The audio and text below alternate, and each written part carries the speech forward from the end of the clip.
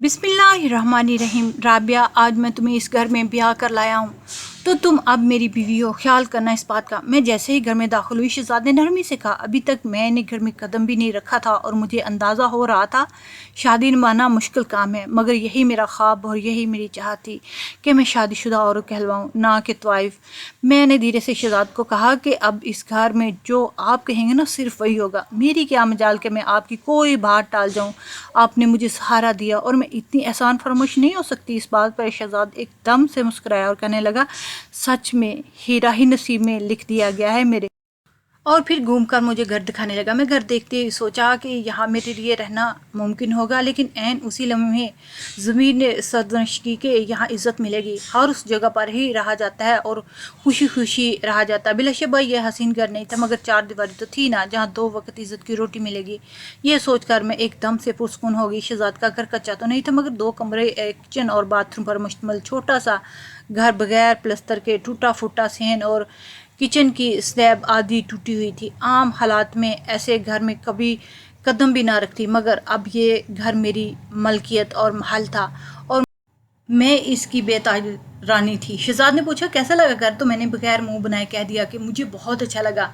जिस पर वो कहने लगा, बस अब तुम आ गई हो ना, तो मुझे यकीन है इस घर के नसीब भी बदल जाएंगे और ये भी और हसीन हो जाएगा। ये सुनकर मैं शर्मा दी, मगर इस वक्त नहीं जानती थी कि मेरा शोहर सच कह रहा और वाकई मुझे इस घर के नसीब बदलने लाया था। काश इस वक्त इल्म होता तो आज इन बुरे हालात में आप सबको अपनी आबिती न सुना रही होती। खैर, शहजाद मुझे एक कमरे में बिठाकर बोले, तुम इंतजार करो, मैं अभी आता हूँ। घर में टूटा फूटा कुछ सामान पड़ा हुआ था, लेकिन ये शुक्र था कि यहाँ दो चारपाइयाँ मौजूद थी। इसके अलावा फर्नीचर के नाम पर 3 कुर्सियाँ और एक लंगड़ा सा मेज़ और दीवार पर लगा गंदा और ख़राब सा शीशा, ये इस घर का कुल असासा था। और किचन में चूल्हा भी नहीं था, बस चंद एक गिनती के बर्तन थे और पानी की खाली बोतलें, जिन पड़े पड़े पानी में उल्ली लग चुकी थी। मैंने गहरी सांस लेकर खुद पर पुरस्कून किया, क्योंकि एक गरीब आदमी के घर में मुझे ऐशो आराम तो मिलने से रही। ज़िंदगी में कुछ लोगों को दो चीज़ें यानी कि ऐश और इज़्ज़त एक साथ नहीं मिलती।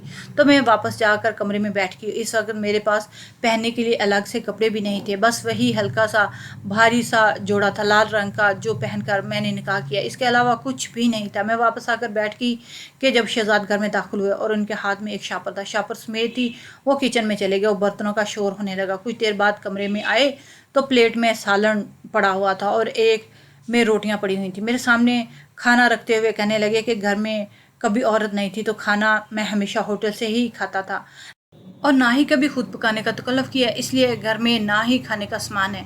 अब तुम आ गई हो ना, तो सब कुछ आ जाएगा। मुझे तसल्ली देने के साथ साथ उन्होंने खाने वाले बर्तन मेरे आगे कर दिए। मैंने भी मुस्करा कर कहा, कोई बात नहीं, इंशाल्लाह आपके मकान को घर बना दूंगी।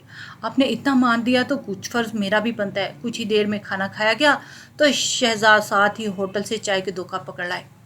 मुझे हंसी आ रही थी और सोच रही थी गुजारा कैसा होगा, क्योंकि ये तो पूरा घर ही सेट करने वाला था। बल्कि यहाँ तो बुनियादी ज़रूरियात का सामान भी मुकम्मल नहीं था। खाने से फारुग होकर शहजाद कहने लगी कि इधर साथ में ही एक घर है जहाँ औरत से सिलाई के कपड़े बेचती है, चलो उठो, मैं तुम्हें वहाँ से 2-4 आम पहनने के लिए जोड़े लेकर दूँ। मैंने मना करना चाहा, मगर वो कपड़े मेरी ज़रूरत की थी।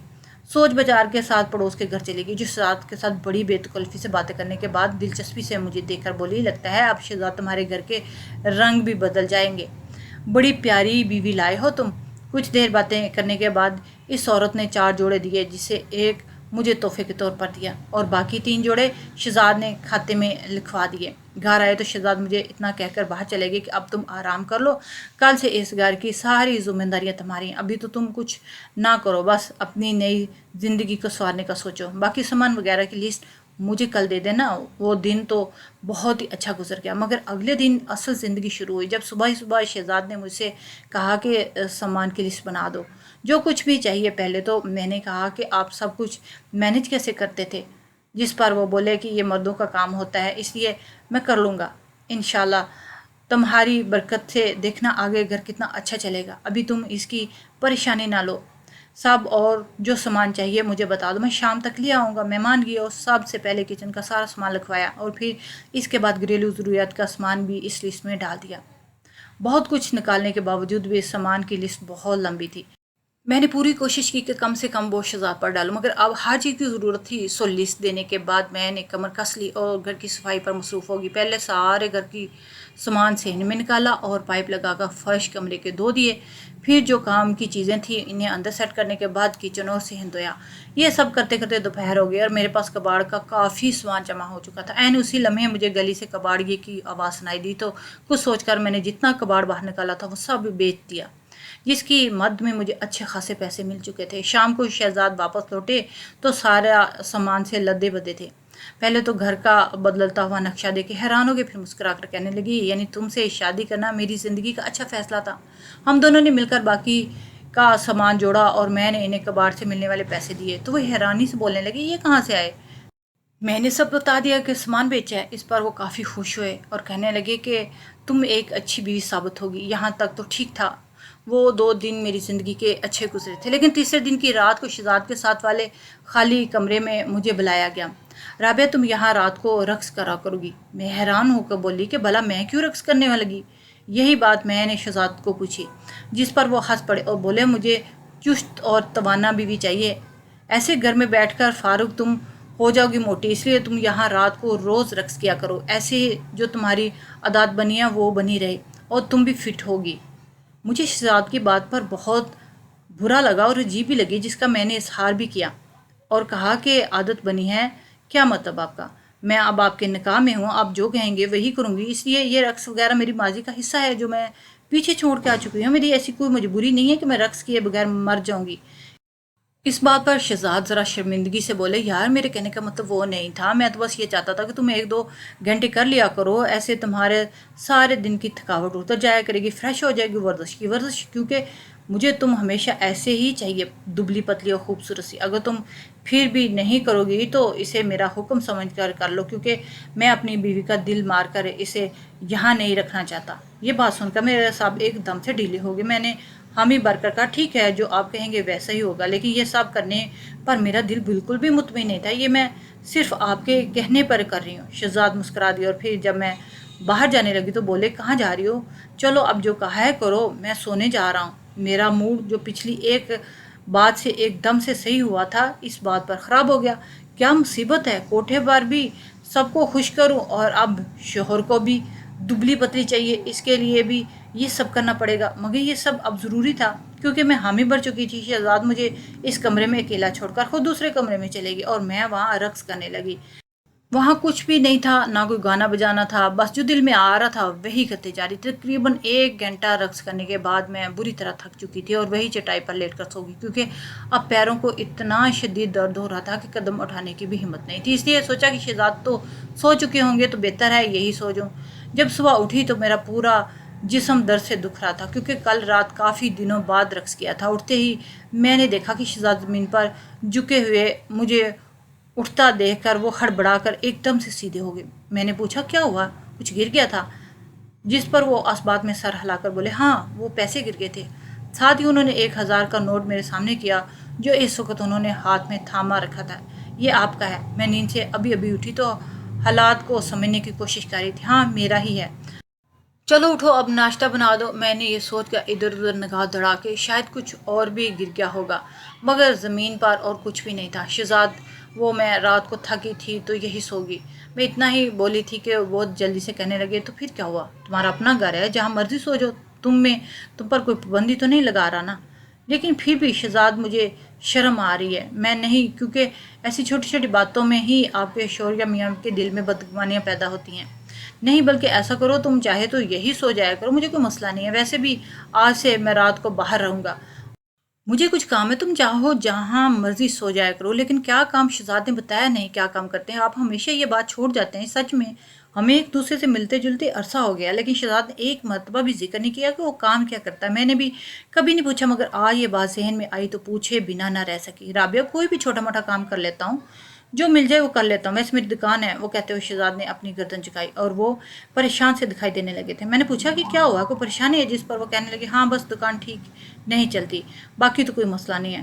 تم جلدی سے ناشتہ تیار کر دو، پھر مجھے جانا ہے، اگلے کچھ ہی لمحوں میں کچن میں کھڑی ناشتہ بنا رہی تھی۔ ناشتے کے بعد شہزاد گھر سے چلے گئے تو سب سے پہلے میں نے ناشتہ کیا، پھر پورے گھر کی صفائی۔ ویسے یہ صفائی ستھرائی اور پکانے والا کام بہت عرصے کے بعد کر رہی تھی۔ پہلے تو شاید بچپن میں ہی کیا تھا، مگر افسوس زندگی نے بہت بڑا کھیل کھیلا میرے ساتھ۔ ہم بہنیں تھیں اور بھائی کوئی بھی نہیں تھا۔ والدہ نے کبھی بھی اس بات کا احساس نہیں دلایا تھا کہ ہم بیٹیاں ہیں یا ان کا کوئی بیٹا نہیں ہے۔ والدین ہمیشہ ہمارے ساتھ بڑے پیار اور نرمی سے بات کرتے تھے، لیکن میرے ددیال رشتہ دار، خاص کر میری دادی کو اس بات کی بہت تکلیف تھی کہ میرے والد بیٹیاں ہونے کے باوجود بھی بیوی اور بیٹیوں سے بے انتہا محبت کرتے ہیں۔ گھر میں کوئی ایسی خاص خوشحالی بھی نہیں تھی۔ والد کی سبزی کی دکان تھی اور اسی میں بہت خوش تھے۔ والدہ بھی کفایت شعری سے اور ہاتھ میں ہنر بھی تھا تو کپڑے سلائی کر کے اپنا گزر بسر ہو جاتا تھا، مگر میری دادی کو ہمیشہ یہ بات بری لگتی تھی، دوسری شادی کیوں نہیں کر لیتے اور والدہ کو طلاق کیوں نہیں دیتے۔ اس بات کا اظہار انہوں نے برملا والد کے سامنے ہی کیا۔ اگر تم چاہو تو میرے دور کے رشتہ داروں میں سے ایک لڑکی ہے، کم عمر بھی اور کنواری بھی ہے، اس کے والدین مجھے اس کا رشتہ دینے کو تیار ہیں، بس شرط ایک ہی رکھی ہے کہ پہلی بیوی کو طلاق دینا ہوگی تو ہم اپنی لڑکی بیاہیں گے۔ والد نے ہمیشہ انکار کیا، وہ کسی صورت بھی دوسری شادی نہیں کرنا چاہتے تھے۔ اوپر سے جبکہ ان کی 6 بیٹیاں تھیں تو وہ کیسے بیٹیوں کی ذمہ داری سے نگاہیں چرا سکتے تھے۔ وہ کسی اور لڑکی کو رخصت لا کر انہوں نے صاف انکار کر دیا۔ یہ بات دادی کو غصہ دلا گئی۔ انہوں نے والد کی غیر موجودگی میں والدہ سے بہت سارے بدلے اتارنے کی کوشش کی، مگر بے سود، کیونکہ میری والدہ ایک صابر و شاکر عورت تھی، اسے یہ چھوٹی موٹی تکلیفیں کچھ نہیں کہتی تھی۔ پھر ایک روز دادی نے والد کو بلایا اور کہا کہ مجھے تمہارا خیال ہے، کیسے اتنی بیٹیوں کو رخصت کرو گے؟ میں تمہاری بڑی بیٹی کے لیے رشتہ لائی ہوں۔ دادی نے بڑی مشکل سے والد کو اپنے گھیرے میں لے لیا اور میرا رشتہ فیصل کے ساتھ طے کر دیا، جو کہ ہمارے لیے ایک انجان تھا، مگر دادی نے بہت قسمیں کھائی تھیں۔ وہ اسے جانتی تھی اچھے خاندان کے تعلقات بھی ہیں، اوپر سے لڑکا بھی مجھ سے 5-6 سال بڑا ہوگا، جبکہ میں 14 سال کی تھی شاید۔ اور سب سے بڑی بات، لڑکے والوں نے جہیز پر 1 روپیہ بھی لینے سے انکار کر دیا۔ والدین نے اپنے سارے اندیشوں کو نیند کی دعا کھلا کر میری منگنی کر دی تھی، اور پھر سال کے اندر شادی بھی۔ میری بڑی خواہش تھی کہ میری شادی ہو اور میرا شوہر بالکل والد جیسا ہو، جو کہ سب کا دھیان رکھتا ہو، محبت کرے جیسے کہ والد ہم سب کے ساتھ کرتے تھے، مگر میں غلط تھی۔ میری ساری امیدیں اور ساری خواہشات کی بے بنیاد تھی، کیونکہ شادی کے اگلے روز ہی فیصل نے مجھے تیار ہونے کو کہا۔ میں نے اشتیاق سے پوچھا کہ ہم کہاں جا رہے ہیں، جس پر وہ بولے کہ ابھی باہر گھومنے جا رہے ہیں، میں تمہیں تمہاری من پسند ہر چیز کھلاؤں گا، شاپنگ بھی کرواؤں گا۔ مجھے اور کیا چاہیے تھا، میں فوراً تیار ہو گئی، کیونکہ یہ عیش والدین کے گھر میں کبھی نہیں ملی تھی۔ وہ بیچارے تو ہمارے لیے 2 وقت کا کھانا ہی پورا کرتے کرتے تھک جاتے تھے، تو یہ چونچلے نخرے کس نے کرنے تھے بلا؟ تو فیصل نے وعدے کے مطابق پہلے تو شاپنگ کروائی، اچھا سا کھانا کھلایا۔ جب میں تھک گئی تو گھر لے جانے کے بجائے عجیب سی تنگ گلیوں سے گزرتے ہوئے ایک عجیب سی جگہ پر لے گئے، جہاں کی عورتیں عام خواتین کی طرح مہذب نہیں تھیں، بلکہ ان کے حلیے سے تو لگ رہا تھا باتوں تک سب کچھ عجیب و غریب تھا۔ میں ڈر کر فیصل کے ساتھ ساتھ چلنے لگی، لیکن جب وہ مسکرا بھی نہیں رہا تھا، جلدی ہم ایک تنگ تاریخ کوٹھے میں پہنچ گئے، جہاں ہر طرف میک اپ اور زیورات سے لڑکیاں ہی لڑکیاں ملی تھیں، جن کے کھوکھلے کہکے کوٹھوں کی دیواروں تک ہلا رہے تھے۔ میں ہچکچا کر فیصل سے کہا، ہم یہاں سے واپس چلتے ہیں، مجھے یہاں بالکل بھی اچھا نہیں لگ رہا۔ وہ ایک چپ سی لے کر میرے ساتھ مسلسل آگے بڑھتے جا رہے تھے۔ کچھ دیر بعد ہم دونوں ایک پکی عمر کی عورت کے سامنے کھڑے تھے، جس کے منہ میں پان ڈال رکھا تھا اور میک اپ کے باوجود اس کے چہرے پر پڑی چھائیاں صاف دکھائی دے رہی تھیں۔ اس عورت نے اچھے سے میرا جائزہ لیا، سب سے مجھے گھبراہٹ ہو رہی تھی۔ میں 2 سے 3 مرتبہ پھر سے فیصل کے بازو کو چھو کر کہا کہ چلیں، مجھے یہاں سے ڈر لگ رہا ہے، مگر وہ الٹا مجھے چپ کروا کر اس عورت سے باتیں کرنے لگا۔ دیکھو، یہی مال رکھنا ہے تو رکھو، ورنہ مجھے اور کوٹھے بہت ہیں۔ وہ تو اس لڑکی کی دادی کے اصرار پر مجھے لانا پڑا، کمیشن بھی اچھا دے رہی تھی۔ اب جلدی کرو، میرا وقت ضائع نہ کرو۔ فیصل سخت لہجے میں اس عورت سے بات کر رہا تھا، وہ بالکل بھی اچھا نہیں تھا، بہت روپ اور غصیلا لہجہ تھا۔ بالآخر وہ عورت مان گئی اور بولی، چلو ٹھیک ہے، مگر لڑکی کو طلاق ابھی دینی ہوگی۔ یہ سب باتیں میری سمجھ میں آ تو رہی تھی، مگر شک کے مارے میرے حلق سے کوئی آواز نہیں نکل پا رہی۔ احتجاج کے طور پر میں نے فیصل کو بہت مرتبہ بلایا، مگر وہ میری کسی بات کو سننا ہی گوارا نہیں کر رہے تھے۔ اس عورت کے کہنے پر پہلے تو فیصل نے کافی سارے پیسے لیے، پھر ایک ہی سانس میں مجھے طلاق دے کر لمبے لمبے ڈاک پرتے وہاں سے غائب ہو گئے، جبکہ پیچھے میں کھڑی یہی سوچے جا رہی تھی کہ میرے ساتھ ہوا کیا ہے، کیا سچ میں میرا سودا ہو گیا ہے جو کہ میرے اپنے ہی شوہر نے کیا، اور طلاق، ہاں لڑکی تمہاری طلاق ہو گئی ہے، اب جتنا ڈرامہ کرنا ہے 1 2 दिन में करके ख़त्म करो, फिर काम सिखाएंगे तुम्हें, वरना मैं तो उन लड़कियों के ड्रामे देखते कर तंग आ गई हूँ। एक लम्हा सुकून का जीने नहीं देती। इस पक्की उम्र की औरत में शायद अपनी नौकरानी को बुलाया और हदायत दे दी, इस लड़की को कमरे में बंद कर दो। अभी तक मेरी आंख में से एक आंसू भी नहीं निकला था, क्योंकि जो कुछ मेरे साथ हो चुका था इसे ख़त्म करने की कोशिश में ही हलकान हुए जा रही थी। नौकरानी ने मुझे खींचा तो आराम से मैं इसके साथ चलते हुए कमरे में आ गई, जहाँ मुझे बांध के रखा गया, जबकि एक दीवार के साथ मैं टेक लगा के बैठ गई और फिर से जहन में दोहराने लगी कि मेरे साथ क्या कुछ हो चुका है। कुछ देर बाद जब सब कुछ वाज़िया हो गया तो मैं रोने लगी। आस्ता आस्ता मेरी सिसकियाँ चीखों में बदल गई। मैं इन लोगों को बहुत कहा कि मुझे बाहर निकालो, मैं अपने वालिदैन के पास जाना चाहती हूँ, मगर किसी ने मेरी एक पुकार नहीं सुनी। अगर सुनता तो बड़े आराम से नज़रअंदाज करके चला जाता। तकरीबन पूरा हफ्ता मैं इस कमरे में बंद रही। बिला आखिर मुझे बताया गया तुम्हारे वालिदैन इलाका छोड़ कर जा चुके, तुम्हें यह तुम्हारी दादी ने बेचा है, इस लड़के से तुम्हारा निकाह करवा के तुम्हें बकवा दिया है, अब कुछ नहीं हो सकता,